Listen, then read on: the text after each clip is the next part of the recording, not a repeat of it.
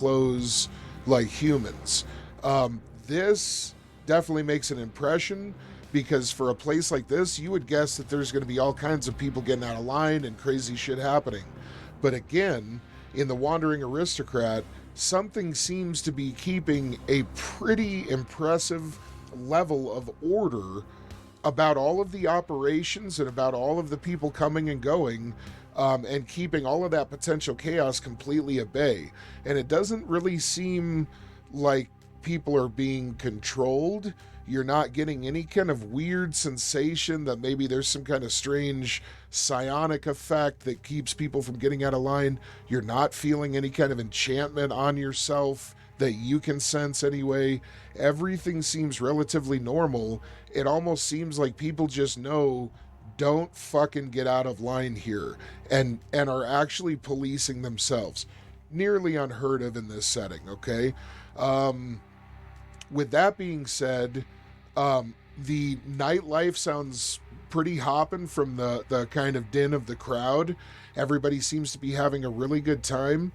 And as Geiger starts pulling on your one of your arms, she pulls you around the entrance and over into kind of a more secluded area of the bar. And as she does so, you look over and you see sitting there at one of the tables by himself, although the bar is full, is, of course, your old buddy, Blitz. Now, as he sees Geiger, his face lights up with a smile that you wish he would have not debuted to you. It is gruesome. It looks like a rotted wooden fence that's only about 10% still trying. Just nothing but mush. And as he smiles and gets this horrific grin across his face, you notice that one of his eyes seems to close completely just without even intention. It's just like his face is so kind of screwed up by this unfamiliar gesture that he just can't keep both eyes open at the same time. It's too much of a demand.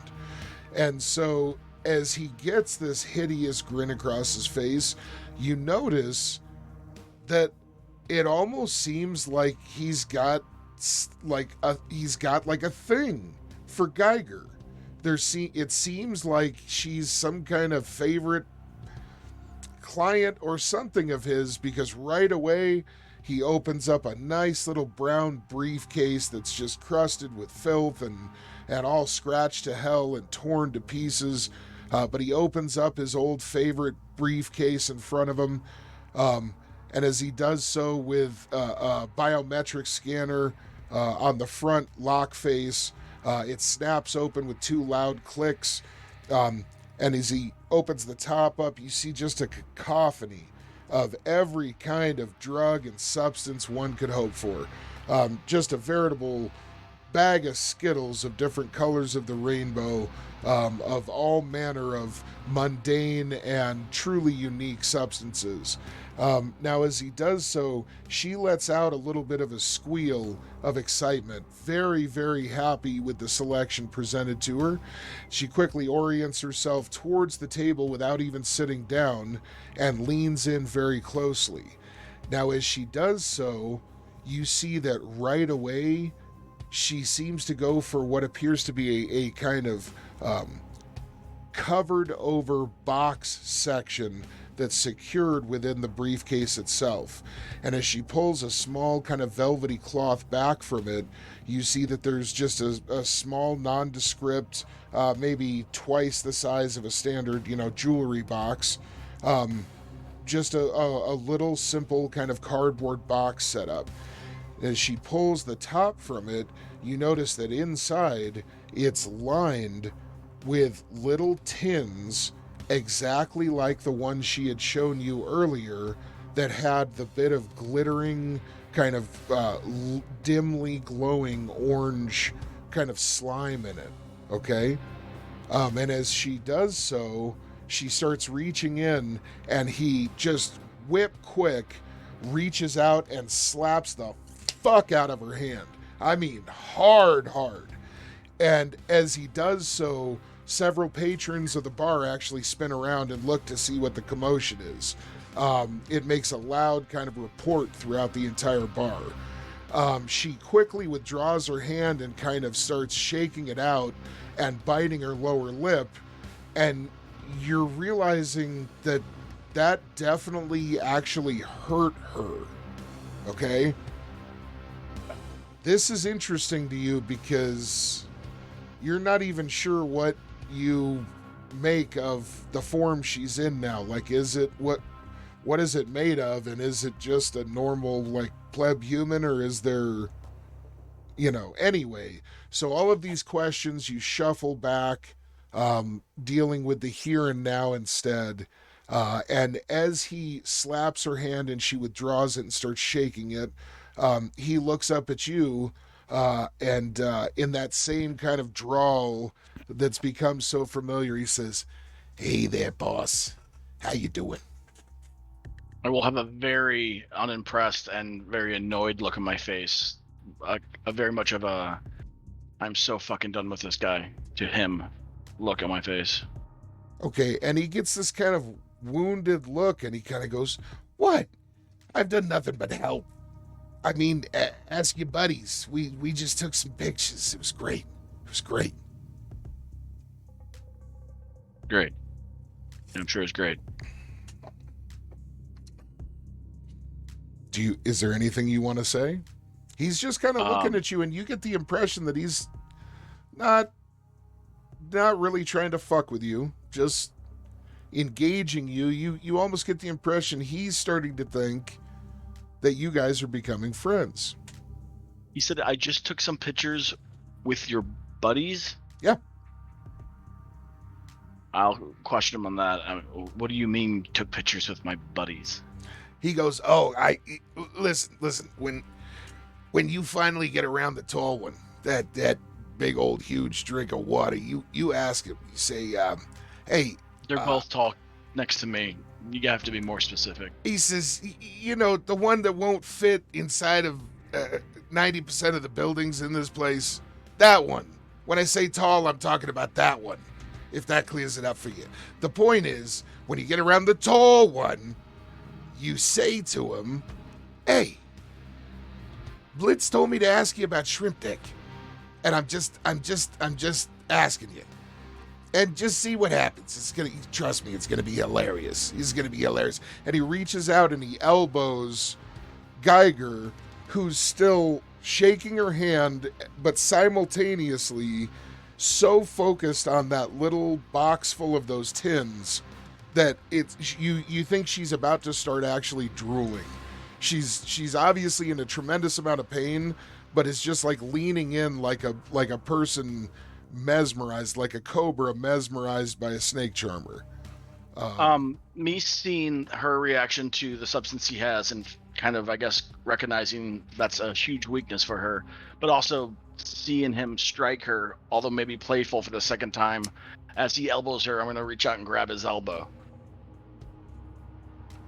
All right. Somewhat forcefully. Why don't you go ahead and give me an initiative roll. Let's just do that.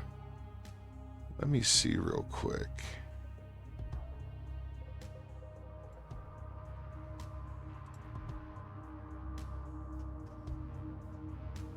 Where do I do that again with the modifier? I'm going to see if I can... Is that on the main screen or... Token, there we go. We should be able to click on this token. There we go. And then hit... Oop. Sorry, not dice. Turn order. And then for this one... Sorry, it's been a while since we did this, guys. There was something where we just hit... Oh, it's this up here, I think. Initiative roll to tracker.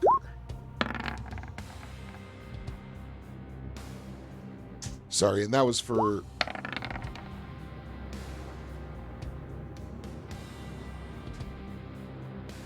round 0. Sorry, I had meant to put yours on there, not the commas. We got to use the right one so that it'll... let me see, so that it'll take the right bonuses. So let me just throw you on there. Ren.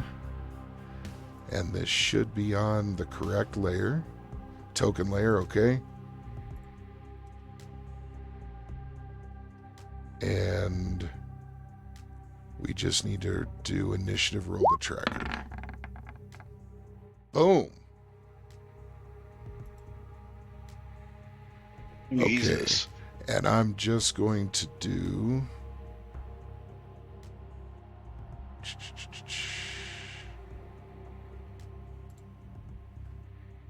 I'm confused why your roll's shown up as my roll. Oh, so in this one, we're not using a battle map. And the way we have been doing this, we had to use a token. If that makes sense. We had to have a token on the board, and then we were using that little thing up at the top that says initiative roll to tracker. Do you remember that? I had the what do you call it, the TT whatever on. I had the roll to initiative and added to the turn tracker. I had that turned on when I rolled mine. That's why it says in the thing I rolled my initiative right here. Oh, that's weird. I'm sorry, that didn't show up in the turn order right. No, commas did for some reason, which wasn't the one that you rolled, and then you rolled again. Yeah, that's weird. I've got round, but it didn't add. Oh, but it does say you wanted to send the results of this roll to the turn tracker, but no valid token was selected. Sorry about that. I thought it was going to be difficult for you to try and roll, so that's why I was just using a token to do it really quick. Now that I see that you've got 18, we'll definitely just use that. My apologies. It's going to be... It'll be a little bit, I think, until I've got everything nailed down in the different ways between having the battle map and then doing it on these kind of pages. But no worries at all. So you got an 18. We're going to do... Let's see...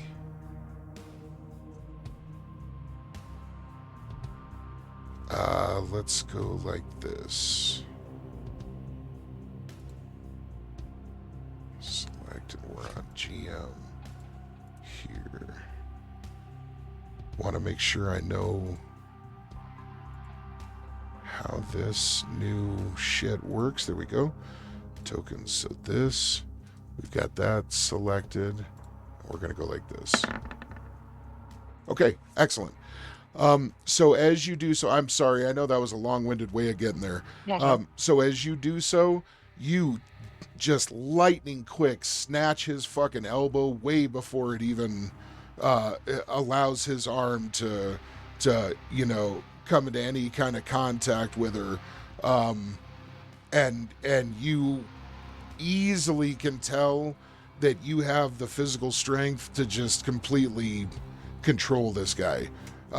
As you do so, his face kind of, gets a very surprised look on it, and he looks up at you genuinely kind of startled and says, what's wrong? What am I doing? Let's not keep doing this. Okay, he looks at you and his eyes kind of narrow a little bit, and he goes, how can they be more narrow than they already are? He says, listen, believe it or not, I'm trying to help. He says, this little junkie right here, she's important for a lot of reasons. And he says, you might not even know them all yet. He says, but one problem that we have is that she's way too hungry for her medicine. He says, now I don't know how much she's told you. And then he looks around and kind of is looking up in the corners of the room, and then kind of looks under the table pretty obviously, and then left and right really obviously, and then he looks at you seriously and he says, But as much as she wants to take her medicine, we gotta be careful about how much we give her. This shit can kill you. And then he slowly tries to kind of pull his arm away from you without any real force. Just kind of, and he holds his other hand up kind of in a sign of like supplication. So yeah, I mean, I release after the okay. initial stopping. So yeah, there's no resistance on my part. So now he looks at you and he says, look at it, look at it. And as you do so, you're watching her, and why don't you really quick give me a perception check, okay?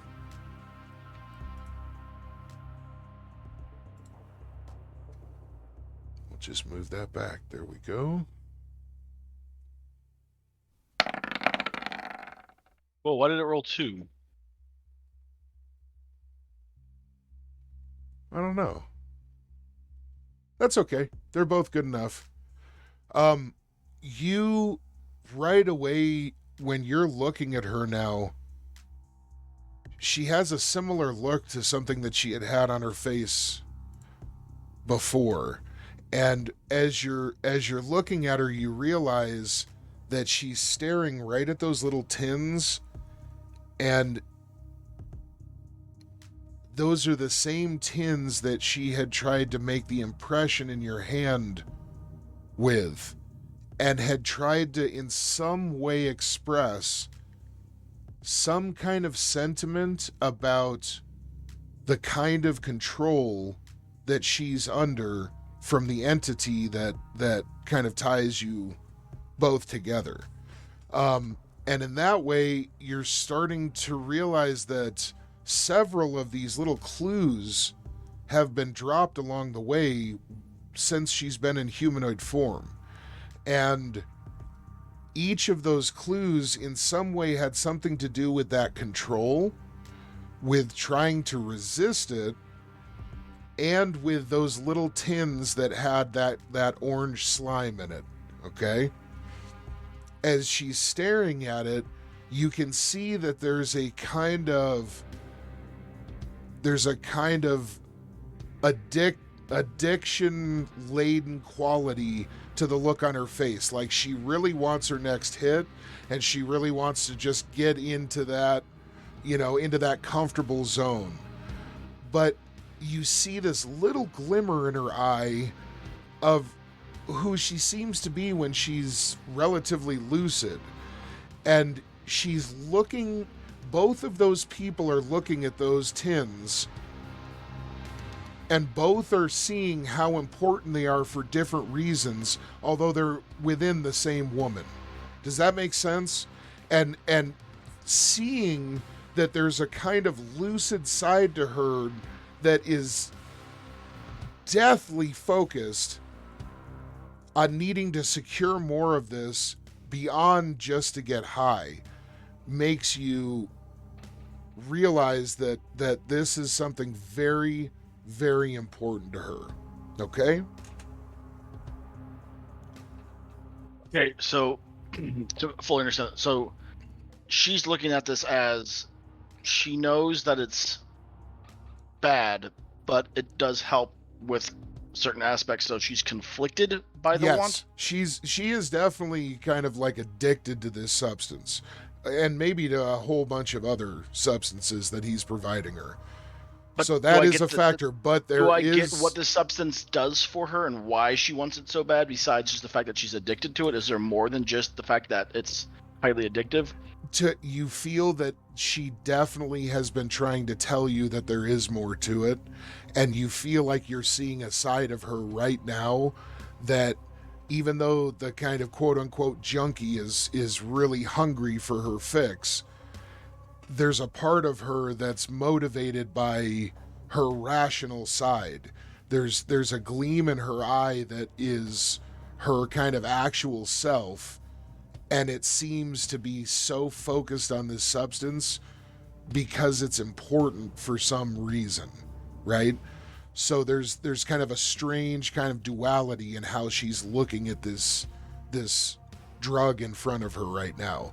And again, you feel very confident that she has been referencing this stuff in terms of having something to do with you guys being somewhat like under control, because she's been referencing it, with the kind of control she's under in terms of yours. So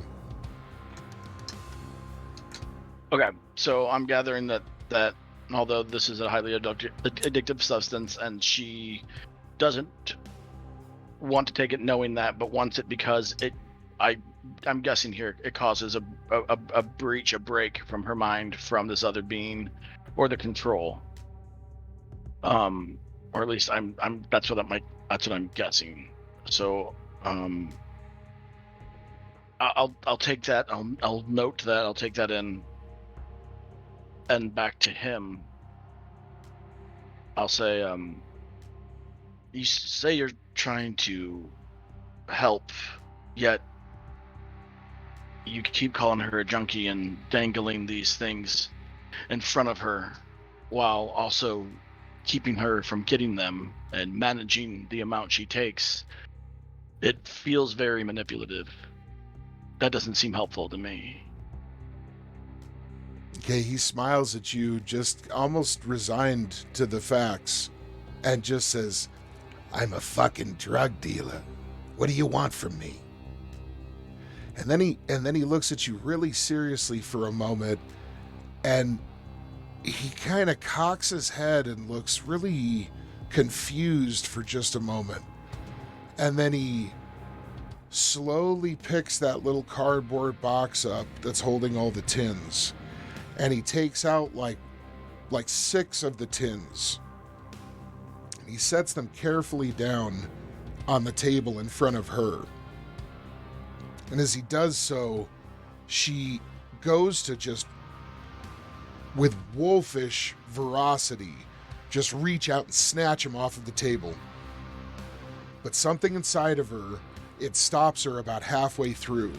And there's this unsettling scene playing out in front of you where the battle within herself to control herself versus to let herself fully indulge in what appears to be part of her personality's only reason for living. She's frozen in midair with her hands out, kind of clenching maniacally towards the prize. But she freezes and stops herself with this wicked kind of grin on her face, so excited to finally get what she wants. And as a couple of seconds tick by, that look on her face slowly turns to a deep kind of frown and this haunting, horrible look of sorrow. And as she does so, finally her hands follow suit and she puts them down at her sides. And she looks over to you very, very defeatedly. And in the most... Like embarrassment? Yes. Okay. Embarrassment and self-realization of her own weakness. She looks at you and says very, very quietly, just loud enough to hear over the din of the crowd, she says, "Will you hold these for me?" And just kind of puts her head down, as if saying it took every bit. She was just trying to get energy from him that he was just keeping from her, but she now has them and asking me to look after them for her. Yes. I will look at him as I take them from her to gauge his reaction. Okay. You look at him, and as you do so, he's just watching you very closely still. He's looking at you very strangely. And as you accept them from her, she lets out a loud sigh of relief. Like that took every bit of effort she could muster. And as she does so, she turns her body so that her shoulder is right next to yours. And she whispers over to you very quietly, that's all we should pick up from him. I don't need any more of that shit. Let's get out of here. And she turns and slowly starts walking towards the door, looking completely exhausted. I'm gonna peek around before she leaves. Is there anything of interest in here besides that? Or can I gauge that pretty much she knew he was going to be here and that's what she was here for and that's why she was excited to be here? You're very sure that's the case. As you do look around the bar, you see lots of interesting characters with lots of flavor about them, but nothing really that seems to draw your attention too closely. In fact, you get the feeling that this is probably mostly a kind of vanilla, mundane, human only bar. There are a few different races and species kind of, mingling together from different parts of the Megaverse, but for the most part, it doesn't seem like a place that gets real rowdy or has a whole lot of supernatural or high-powered customers coming and going. And for that reason, you would guess this is more just kind of like a more local kind of night spot than what the outside would portray. Rather than some kind of real dangerous, seedy kind of place. So, yeah, but that's about what you pick up.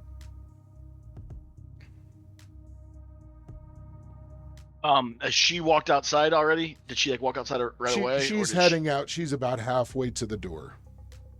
All right, I'll start heading after her, but I will walk somewhat slowly because I'm going to wait until she gets to the door or leaves the door before I do my next thing. Is she going to stop and wait at the door, or does she continue through the door?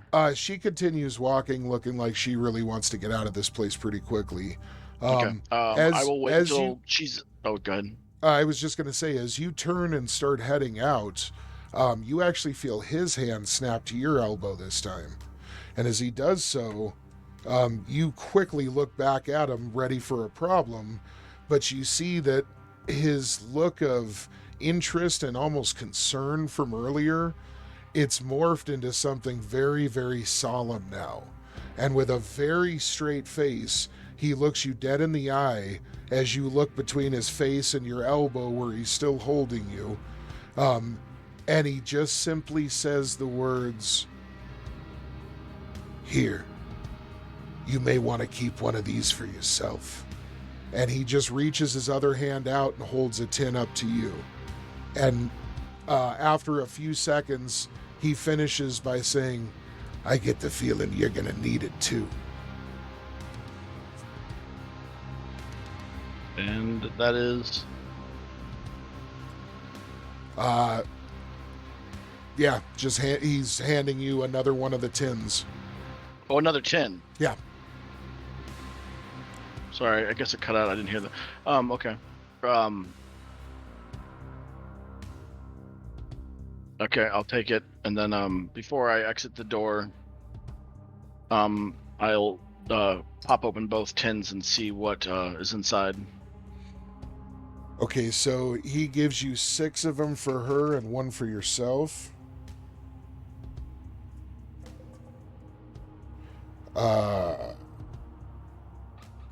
As you crack open, we'll just say you crack open the one that he handed you last, you see that inside it's just packed with that orange gel, that orange slime. Slightly luminescent and with a kind of just very slight glitter effect cascading. Oh, so this is 7 individual tins, not just a tin containing different amounts? Correct. Damn, okay. And they're each, relatively small, the size of maybe, 2 quarters end on end, and maybe, a quarter of an inch deep. Not very large at all. Okay. I'll take them and stow them. Stow them fairly in a spot fairly secure. Okay. I will leave one.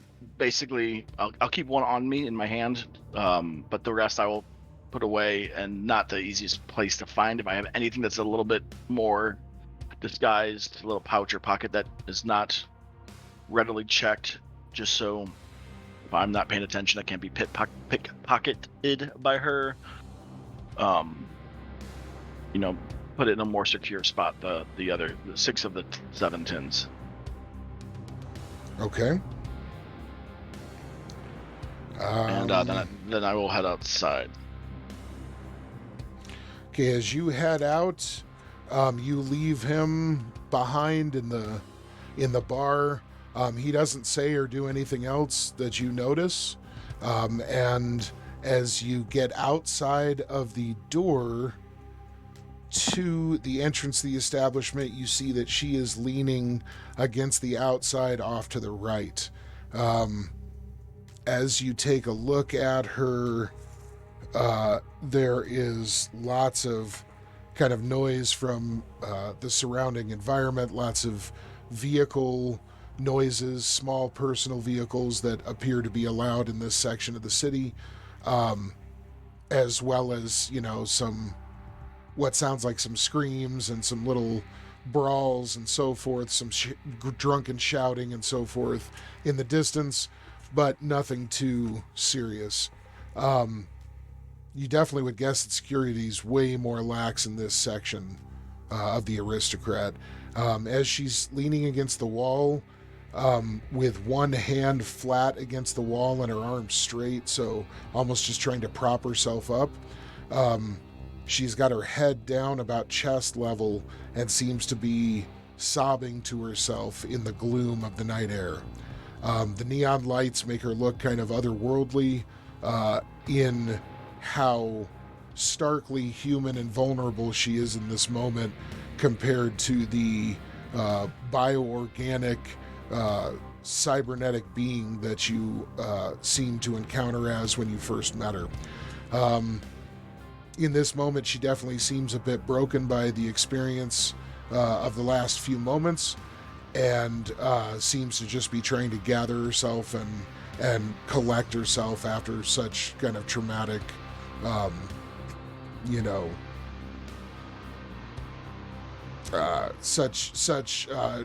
traumatic confrontation with her own vulnerability to her addictions. So, okay, what would you like to do as you come out of the bar and see this? I'll walk over to her. Okay. I will say, not too sternly since she seems to be upset, but it seems to me that we can't talk about this because you are being monitored in some way. It also seems to me that maybe this helps with that. But I'm gonna at some point need answers instead of more questions, and I don't want you to kill yourself abusing drugs just so you can. So at some point, hopefully soon, I want to figure out why you chose to find me and why you are doing this to yourself.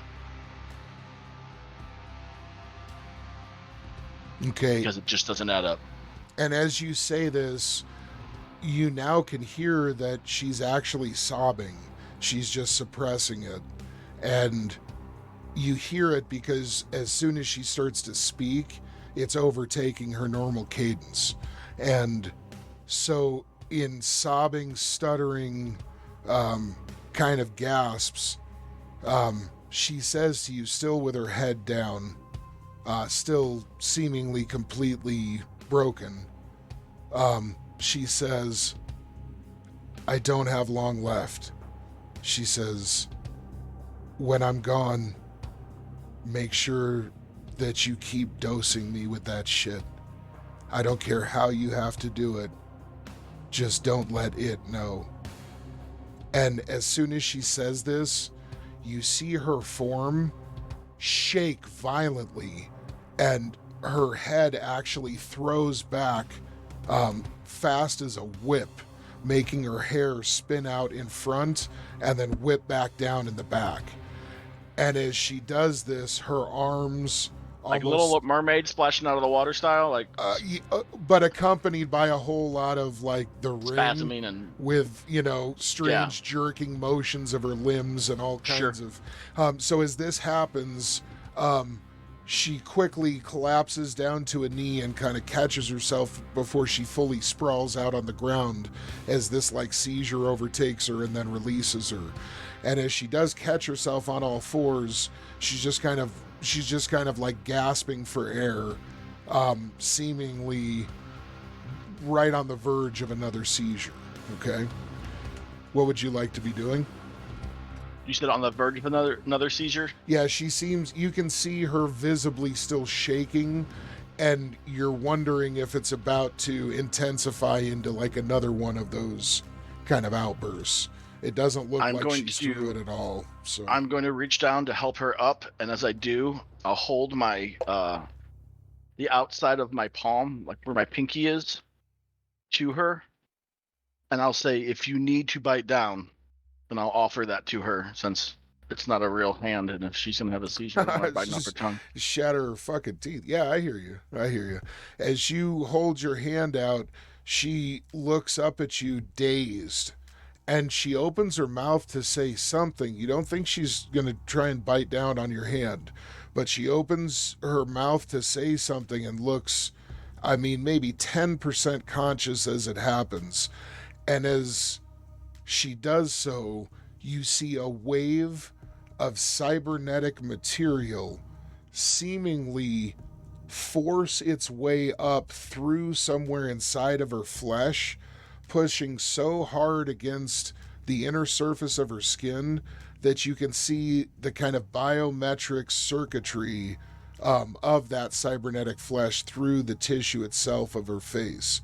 And as this happens, this bulge comes out on one kind of side of her face with this phenomenon, and it right away makes you think that there's some kind of dimensional anomaly happening that is probably able to switch them from one place to another.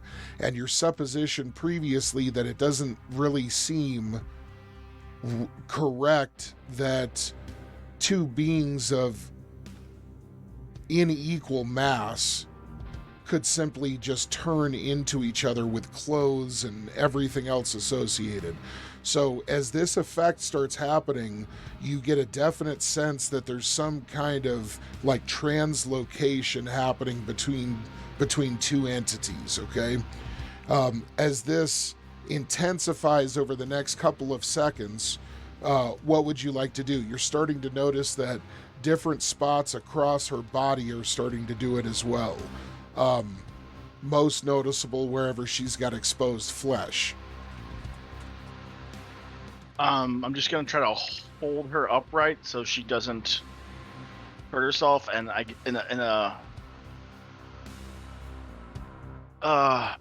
almost like a kid who's having a fit or hurt themselves, like a slight hug yet embrace, trying to hope that any consciousness she has, letting her know that I'm like trying to help her and trying to be there for her, but also figuring that I'm guessing she's changing back. So being wary of that in case, I need to let go so I don't get. So being cautious, okay, or whatever. Yes, I'm being cautious, but at the same time, trying to also be like holding your friend's hair when they fucking vomit, or or fucking I get you. Picking up a kid after they scrape their knee, just like as much as I can be to support her and hold her, but at the same time still being aware of that. And then as this is happening, I'll just look into her eyes, even if they're not focused on anything, and I'll just say, I'm very sorry, and I'll just wait to see what happens. Okay, as you hold her, you notice that her form does indeed continue to kind of morph and pulse until after just a few rapidly fleeting seconds, the form of the original form of Geiger that you first encountered does indeed materialize. Now, she doesn't have any weapon systems outwardly apparent as she comes back into existence, and you do notice that she is in this form without the kind of wasteland, almost tarp cut trench coat that she had previously. She's just in her full kind of biometallic form. Did that just kind of like just disappear as she morphed? As these kind of bubbles continue to kind of push out from her inner form, you saw that the image of the flesh encasing that thinly slowly just kind of became almost intangible, and through a strange, almost like optical kind of like lensing effect, or almost like through a kind of heat distortion across her form, you just saw one image become less apparent and the other slowly become dominant. And as that happened, even the kind of spinal protrusions and the texture, color, the reflective nature of the faceplate, everything slowly just kind of supplanted her human form. Over the course of it, you would guess it only took about 5 seconds. It was very, very quick. As this happens, though, this being comes into effect, or comes into existence before you, and you would guess that the first thing that it's seeing is your face, because as your companion had started to fade away, she had slowly turned her face sideways up towards you. Now, as this being comes into existence, you see in the final seconds of transformation, your face clearly reflected in the surface of that faceplate of hers. Now, one detail that catches your eye is that the faceplate once again has that strange chronal and temporal anomalous effect to it, where you're actually seeing some of your emotions from what you would guess is just a fraction of a second up to a couple of seconds in the future, reflected in the faceplate just once in a while. Every few seconds you see an image of yourself that seems almost temporally out of order, and you could tell that it's not where you have been. You guess that it's the same as before, that it's where you're going to be. This strange effect lasts for just a few seconds and then seems to fade away, and once again it's just a fully reflective kind of almost like a glass panel that you're looking at. And when I was seeing those forms, is there anything that stood out to me as particularly bizarre or as you were seeing them, you would guess that they were only a couple of seconds in the future, so they really didn't seem to pertain to anything other than what's happening like foreboding right now. No. Craziness or anything. No, but enough of an effect for you to really wonder about that, because that's something you haven't really encountered ever before. Sure.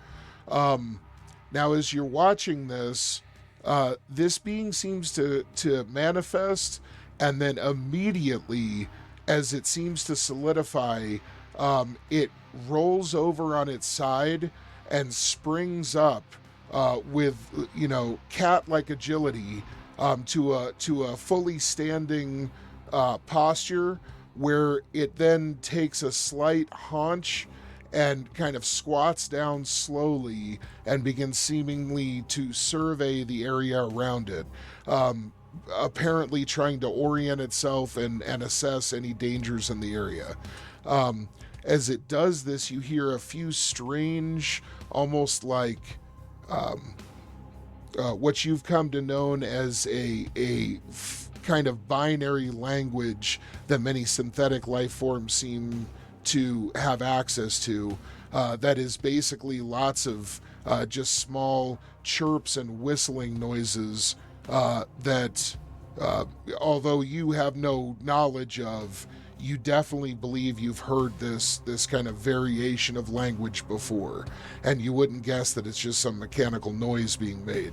As this happens, this creature seems to just take those few seconds to orient itself, after it makes those small, subtle noises, it stands up from the sidewalk outside of the bar, and you notice that it seems to have small, very faint wisps of steam coming up from its form, as though it's generated more than a small amount of heat during this transitional period.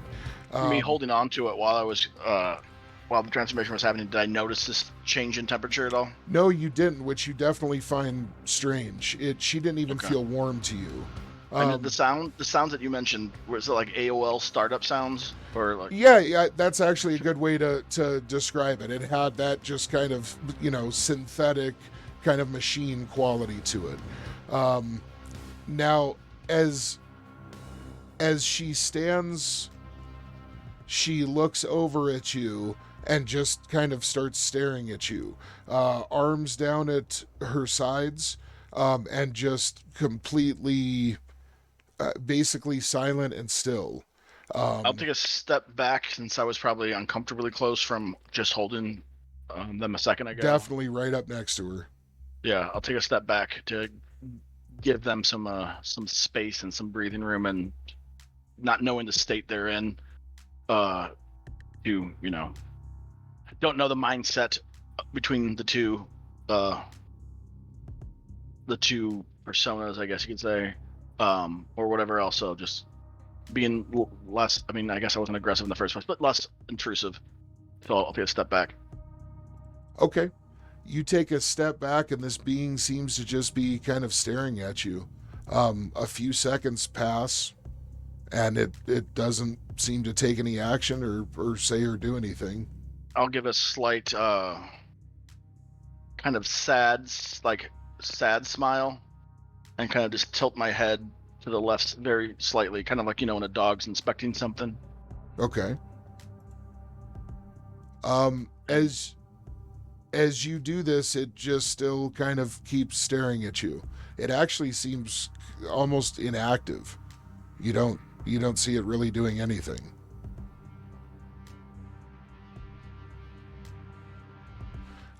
You do notice that a few of the patrons that are coming and going are starting to take a little bit of notice of what they're seeing in front of them. The loud event? Oh no, they just visually saw it. Okay. And you're noticing that some patrons coming and going are starting to seem to get a little bit uncomfortable. You do also see that there appears to be 3 large male individuals on what look to be old-style combustion engine motorcycles. They're parked across the street, and they appear to be taking a lot of interest in the 2 of you standing there. One of them has a large kind of chain with a kind of dock hook on the end of it, and he's just kind of lazily just twirling the last 2 or 3 feet of it, and looking over at you and mumbling something to his group while smiling. This alone kind of puts you on edge. He definitely looks very menacing. And his friends appear to be kind of chuckling and looking at you with very ill-intentioned smirks as well. Each one of these individuals looks to have some kind of prosthetic augmentation, and you would guess that it's reasonable to assume they're probably carrying some weapons, although you're not seeing anything besides the chain and hook. Okay. The bikes are large, and they look oversized for somebody who's probably augmented pretty heavily. They're only about, let's say about 60 feet away, across the street and up the road a little bit, but they're definitely interested. At this, she's still just standing there, apparently kind of staring at you. Are they in the direction that I need to be going, or where we came from? Or they? If you want to head back the way you came, they're not. You're going to be kind of heading. You're going to be heading by them, but the closest you'll come to them will be probably 40 feet or so. if you go the way you came. If you want to try and kind of angle your return to the group, I'm not sure if that's where you're wanting to head. That is the idea. That's the Okay, intent. so if you want to angle in the shortest direction possible towards your group down a kind of side street, you would guess you could shave a few minutes off of the journey, but it's actually going to take you Deeper within into the slums. about 20 feet of their current location. Oh, closer to them. Yes. Okay, yeah. I'm gonna do nothing that will make me closer to them, or is I'll try to avoid them as much as possible while also returning to the group. So I will go the further route from them. The way that you came. Okay. I will gently put my hand on the back of her shoulder to kind of a slight push, and I'll say, I think we should go. Okay. And as you do this, for the first time she speaks, and as she does so, her head kind of jitters and stutters a couple of times awkwardly, in a synthetic cadence that makes you believe it the only way to describe it is a pretty severe malfunction. And as she does so, she says, Query. Where are we? What is this place? As she does this, she begins kind of snapping out of her stupor and looking around jerkedly at the environment around her. You actually see her body movements indicate stress and tension, with the way that she's kind of twisting at the waist and moving kind of sporadically.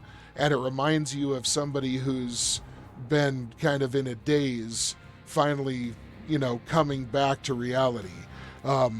As this happens, you just see her apparently trying to get her bearings on where she is and what's going on.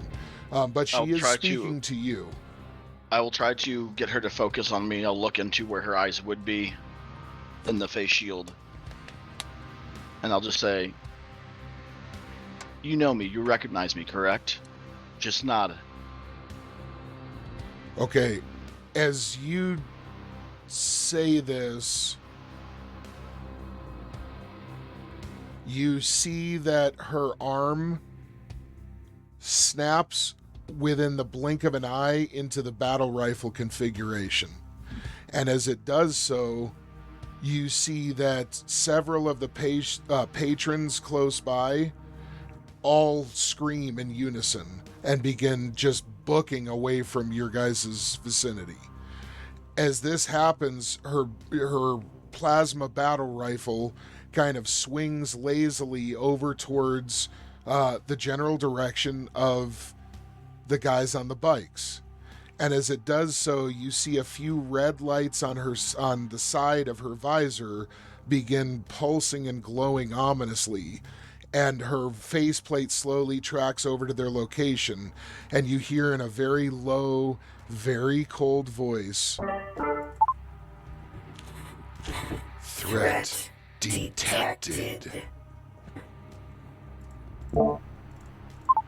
Okay, now with this, we're going to switch right on back over to you, Ymir. Oh, fuck. And as you are now reunited with your teammates, let's go ahead and see what you and Akama are up to. You see that the individual that had been called the Witch Hound seems to have taken off with such alacrity that he's just a blur up ahead in the dim kind of hazy light that dominates the alleyway before you. Now, as you look over your shoulder and look down the alley, you see that it still seems like it has that almost otherworldly quality, and you would guess that individual with that nightmarish creature had definitely done something to kind of mask and obfuscate vision and auditory cues within that vicinity. And you're definitely impressed by the level of that magic. You wouldn't guess it's easy to run a lot of sophisticated enchantments within this place, because it must be shielded very heavily just to keep itself protected. You know what I mean? So something like that is definitely the mark of somebody with some real skill and power.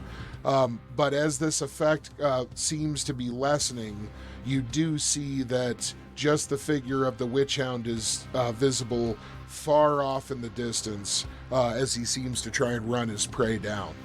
All right, what would you care to do? Well, I figured Akama would approach me, but Yeah, you guys are within just a few steps of each other. I'm just starting off with you. oh, okay.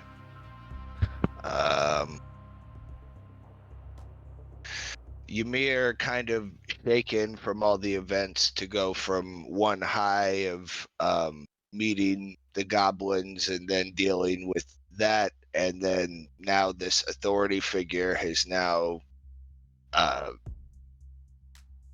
registered him or tasked him with some sort of job to be contacted later.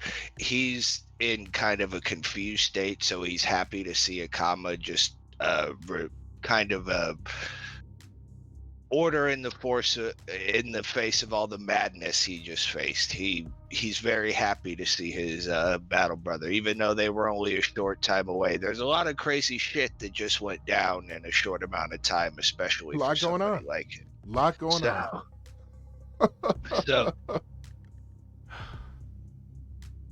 So he kind of in this awkward state where he's still battle ready and still kind of on edge because of everything.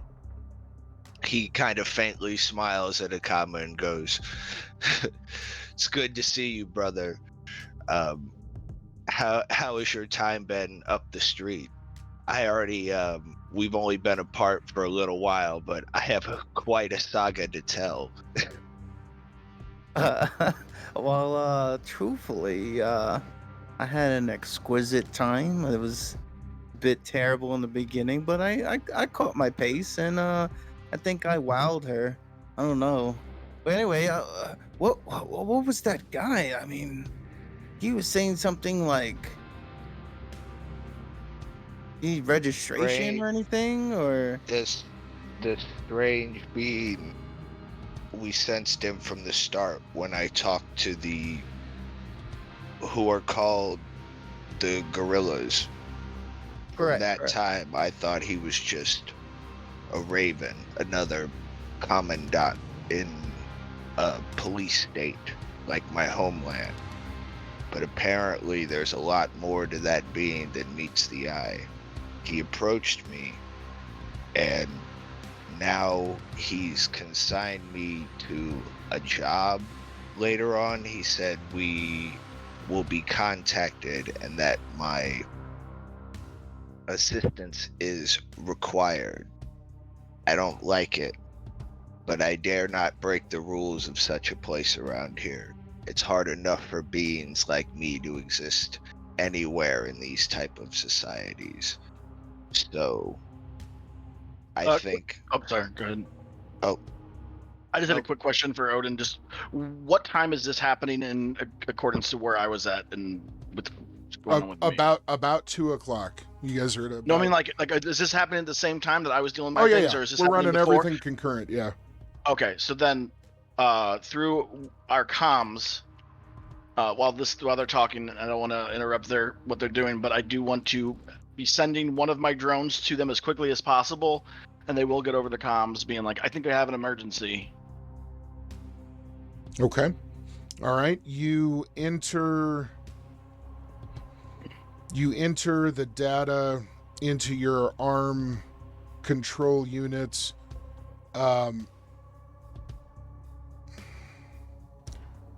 I And feel this can come like after the their conversation, so closest- it's not interrupting what they're going to go through. Oh, I don't wanna no worries fuck at that all. up too bad. I'm thinking that you've got one drone that was still off relatively far. You've got one that's close to you now, and that The one that that's came close back to to me you- was one that was being possibly messed with by what's her face. Yes, that the one's smoky. next to you. The one that's furthest away is actually relatively close to their position. So Then I would send that to them as quickly as possible to basically guide them to us. That's the intent of that drone. Okay. The comms would be to get their attention, and then the drone would be to a quick way for them to follow to be able to get to us without. Perfect. running Yeah, around. excellent, man. So you right away go to work on your kind of arm-mounted computer on the little display and hit your comms kind of button and right away come through. What message would you like to put across? I think we have a problem. I think it's an emergency. Where are you? Please come to me. And that's pretty much it. Okay. I don't have a whole lot of time that while I'm trying to focus on her not shooting or whatever with this gun she made. Okay. All right. It's good But you're also getting that right can, on that it can though. possibly Yeah. jump in after. Yeah, that can jump in after their Yeah, conversation. yeah, I don't wanna- I don't wanna absolutely. fuck No up. worries. No, that's how I appreciate you letting me know this. It's easier to set things up when you're being proactive about it like that. So, Sorry if I threw you guys' train of thought at all. It wasn't my intent. So What were we talking about again? so as you guys are beginning to discuss what's happening, you do hear over your comms that message come across, and up in the air just a little bit, you see a couple of pulses of blue light, and right away recognize one of Ren's probes, coming over and kind of catching your guys' attention. It seems to repeat this flash of light several times for that express reason. You then see that the probe turns and starts making a very quick beeline down a fairly close street towards his location. You both notice at the same time Lars is nowhere to be seen. Probably sleeping on the table. he's definitely he's passed out. Ripped, and he probably exerted too much energy drooling over Stuka his danced head. too hard. There's Stuka. Takes a lot of calories to move that thing around. Hell yeah, that's what I'm saying. No, but given this new information, even mid conversation with Ymir explaining that to Akama and hearing this come over the comms, Ymir goes, later, Wotek, Vakna, to call his bear to his side, and he just looks at Akama and goes, let's go, away to Ren. Okay, and Alright. right away Wotek starts thundering over towards you and then passes by you, starting to kind of head after the probe on his own. And so this huge thundering, Yep. beast of mega damage fur and claws is heading down that street, probably about 15 miles an hour, which in a crowded area is pretty goddamn quick. The people have already dispersed enough so that they're all getting the fuck out of the way and there's really not much danger. And again, most of the businesses have already started shuttering their storefronts. All right, so as he takes off, what are you guys wanting to do? Following the bear, I guess. Okay. Because The bear's just following my drone. It's batteries not included style. I mean, it's an emergency, so I mean, it would definitely Yeah, be a break in the conversation. Let's possibly a fucking slight pulse, nothing like too bright, but a slight pulse Right. just to keep your eyes on it, just so you don't Right. lose it. Right. Excellent. All right, you guys head after the probe. As you're heading to his location, we're gonna switch back to you, Ren. As you enter your kind of distress call, and send your probe about its mission. You see that Geiger appears pretty intently focused on those 3 bikers, but you're also noticing now that she's starting to look around at other fleeing patrons and even at different locations, apparently in some of the surrounding buildings. And as she's doing this, her head is snapping to what appears to be targets, because very quickly her weapon is training what you can tell to the exact same locations. And with each of these, there are bright pulses of red light coming out of her visor at those subtle locations shown in the image that you would guess are her, definitely IDing targets and trying to decide what kind of action to take. Now, you also hear a loud kind of almost like a barbecue electric ignition firing. You hear loud arcing clicks. And when you notice that they're paired to a kind of light pulsing on her plasma rifle, you can tell that she's actually going almost into full free fire mode. And you would guess that that's the weapon over and over priming itself to fire and then being told targets to stand down. Yeah, so okay. So am I gathering this is still malfunctioning, possibly? You don't think it's malfunctioning. You think that she's not in control fully, and that whatever's going on that controls her is confused enough or dazed enough so that it's just kind of going into a default defensive kind of mode. But apparently it doesn't seem to be tracking on you in this way at all. It seems like you're completely immune and just seen as, not a threat. All right. A few seconds tick by, and now that your message is out, what would you like to do? I'm gonna just be, hey, look at me. We need to get out of here. These are not threats, at least not yet. Let's go. Let's avoid this. Come with me. Come on. Please. Let's take a look at Ren's mental affinity. 15. Not bad.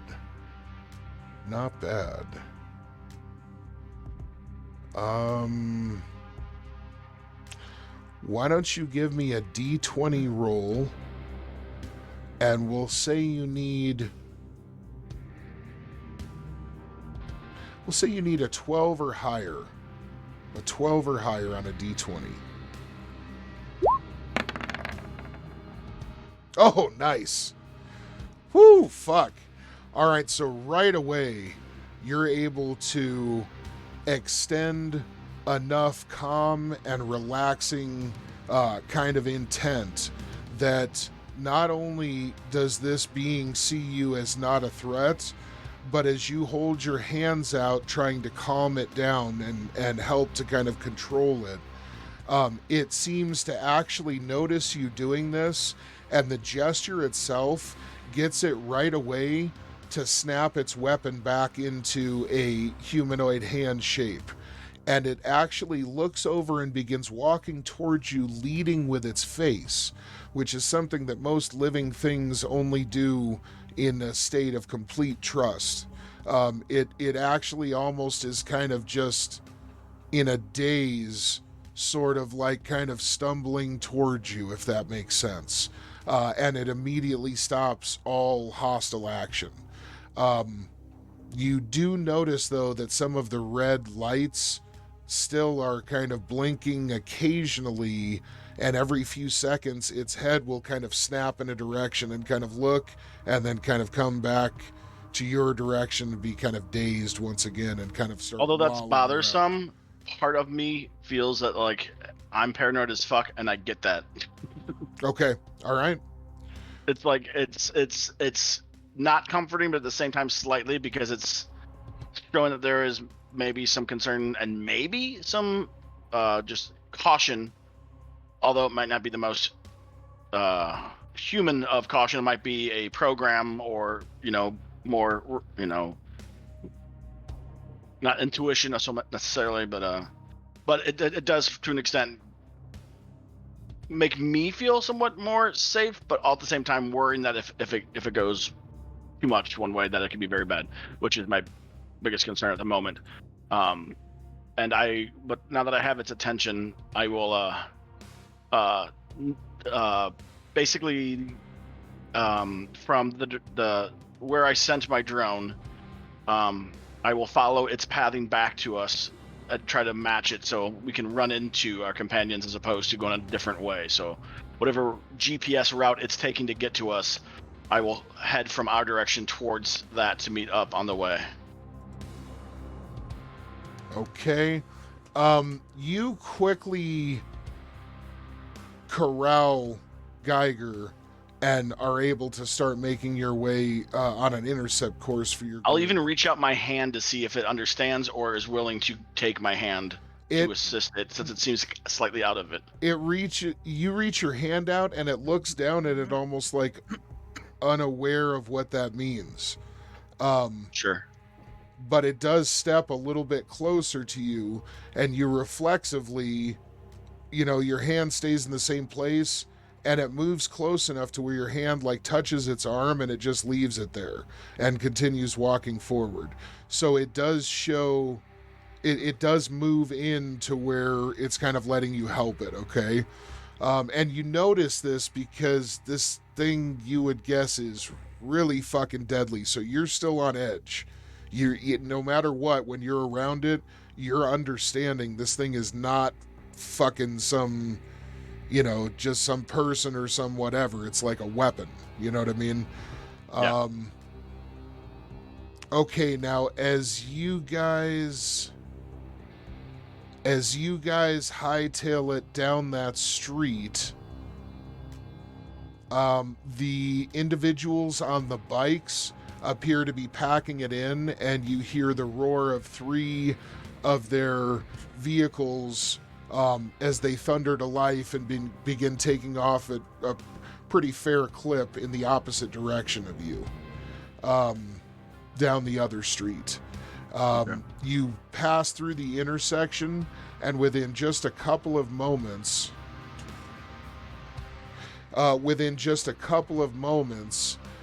you actually intersect with your compatriots. As you guys all meet up, you look around this kind of intersection of the street, and you see that there seems to be some kind of entertainer that's drawn a little bit of a crowd off to one side, that has some kind of light coming up from around some people gathered around it. And then you see that there are several businesses that also appear as though they were open, but maybe got the signal that there may be some trouble, and they've already shuttered and kind of closed down for the time being. So for the most part, the street is relatively dead. Some people kind of coming and going to some of the bars further away that are still open, and some of the spots of nightlife. But for the most part, you'd guess there's only about, 30, 40 people visible on the street that you guys are in. And for the most part, almost all of them are around whatever that entertainer is, off to the side. So it seems like you guys have quite a bit of space and privacy right now. You guys all meet back up, and I'll go ahead and open that up and see, where you'd like to go with it. Anybody at all? What do you want to say or do? Jesus, you guys are back together it seems like you're never in the same place at the same time for some reason. Hell, a fight's about to pop off. Then we group back up. I mean, I'm here for blood. It ain't a bad idea. So we've met back up. We're in the eyesight, or we? Yeah, you guys are literally standing next to each other now. We'll say. Okay. You're all. Yeah. What's up, man? Sorry if I interrupted anything, but as you can see, she's reverted into our original form we met her in, and doesn't seem to be quite themselves. Not sure what's going on, but weapon was drawn and seemed like targeting everything around us. Seemed to be what it was doing. Also had some unsavory looking gentlemen on large bikes kind of eyeballing us, and that's kind of seemed what started the it, besides her in general uneasy transformation back to this. And I don't know, felt overwhelmed, so I'm not sure. Something still doesn't seem quite right. Felt it was just best for us to regroup as quickly as possible, as opposed to dealing with whatever might still be happening. Action when you said that there were enemies around. Well, that's what she believes. They seem to have gone off in the other direction after we started to flee. Fun. All right. Possibly biggest issue right now is her.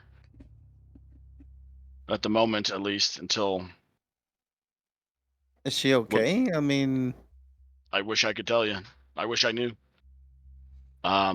Okay, and you guys do see no. You guys do see her kind of still kind of stuttering and like kind of shaking a little, but for the most part she seems a little just kind of out of it and dazed. It doesn't seem like she's really focused on too much or really even with the conversation right now. She's just kind of standing there kind of just slightly kind of wavering and wobbling and still holding her arm out, kind of holding on to Ren's kind of forearm that he's just holding out for her. But yeah, she definitely, you guys haven't seen her like this before. She looks pretty fucking out of it. Ymir's eyes still kind of narrow at the form, like, great, this form's back. Like, just when he was starting to get used to Geiger and her human form, the cyborg is back, and he can understand that she's malfunctioning or whatever, but he also still does not trust her and doesn't trust her intentions and thinks of it as the cyborg is malfunctioning. Ren just said that she almost went on a murder spree, like, so he just narrows his eyes, kind of looks at Wotek, like, make sure you're still keeping an eye on her, and okay, just watches. Okay. Wotek kind of circles around instinctively on his own accord and definitely flanks her and is not being overly aggressive, but he starts sniffing subtly and then darting his eyes up to you and just kind of looking at you very intently and then kind of sniffing towards her again. And you can tell not only is he cautious, but he's actively going to kind of see what he can figure out himself, because he's sensing something's really wrong. As this happens, though, he's still making himself relatively available and not putting himself so far outside of the circle that he's like conspicuous. You know what I mean? Right. So out in the middle of nowhere, blocking the street, whatever. Yeah. So from my interactions with Ymir and Wotek so far, do I notice any change in Wotek's demeanor, or not really? It's subtle. Okay. And it's more of just a positioning something issue. That those two understand about each other, but not someone outsider would be able to pick up on. Sure. Yeah. Now this is happening, Akama, what are you wanting to do? I'm gonna look at Geiger and try to identify like her state of mind, like how like I want to understand how bad she is. Okay, as you start staring at her, you start realizing that there is something wrong enough with her that if she tried to attack anything right now, she could hit anything around. There's not going to be any control. Gotcha. If shit does happen, conversely, you can also be sure that she may just stand there. So for the most part, it's about as dangerous as it gets, other than her going full on like rogue and just trying to kill everybody. So you're on high alert. Definitely seems like not a good situation. We throw like a blanket over her head, like a parrot, a bird, just to calm it down. Think it's nighttime or something. One thing too, GM. I mean, it is nighttime. 5-minute warning till Yes. 7:30. Absolutely, bro. Let you know. Thank you. I appreciate it, and I am all ready. Hey, Ren. She does seem like she's out of it. Maybe we should reconvene at like a hotel, hostel. The place that's a bit more quiet, less. I definitely agree there with you. That's. Give her time to rest or something. Yeah, I'm sorry for this. I didn't know what to do, and things Okay, seem as to you be guys are elevating saying out of control this, very quickly. as you guys are saying this, you hear some kind of strange voice coming out across the street, and echoing over to you. And as it's happening, you hear a voice call out very quietly, something it's just indistinguishable. Just a second later, you look over at some blue light coming from through the silhouettes of the crowd standing around it, and some of the individuals seem to kind of part. And as they do so, the voice comes back louder, and you hear it say, Atlantean, What the hell? I have something for you. Please, come hear my tale. Okay, as you hear this, you see that the person entertaining the small group across the street is this individual. And apparently it's projecting a very complex holographic projection of what you would guess is at least one of the sectors of the aristocrat. And as he's doing this, he quickly flicks his hands, and you see that the entire structure that he's demonstrating to the crowd appears to crumble and crack and disintegrate into flames and death. And the entire city is consumed in some kind of apocalypse that levels all structures and kills all the people represented. Now, as this cataclysm seems to unfold, he finishes trying to kind of entice you over by saying, if you will give me a moment of your time, I would explain how you're going to let them in and kill us all.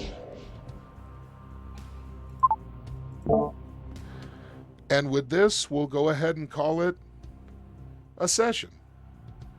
Can you repeat that without the voicing? That was a little bit. Absolutely. He essentially said that he wants to talk to you about how you're going to let them in and get the inhabitants killed. Not referencing who.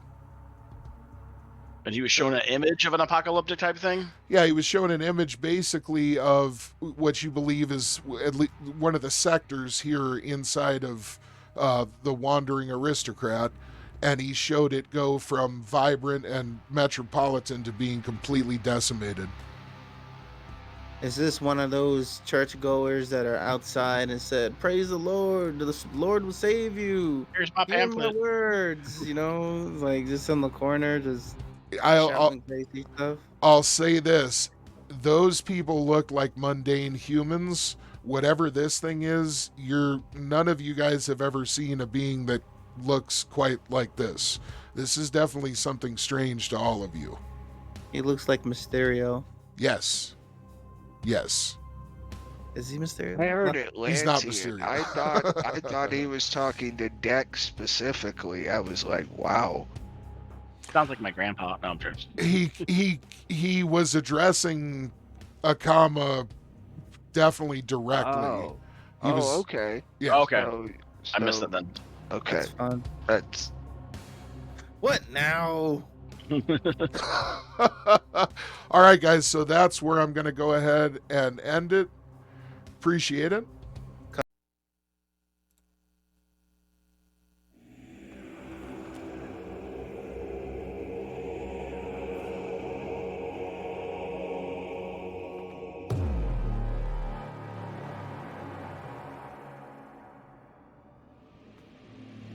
And now, bow your head for the patrons. BKZJT, Rapid 3642.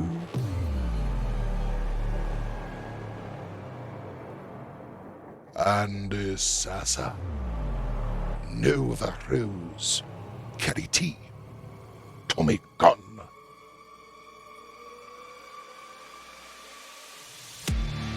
Lazy 24 Colts, Jess H, It's. If you would like a special thank you at the end of each of my videos, and some other cool stuff as well, visit patreon.com/homegrown lore. Thank you.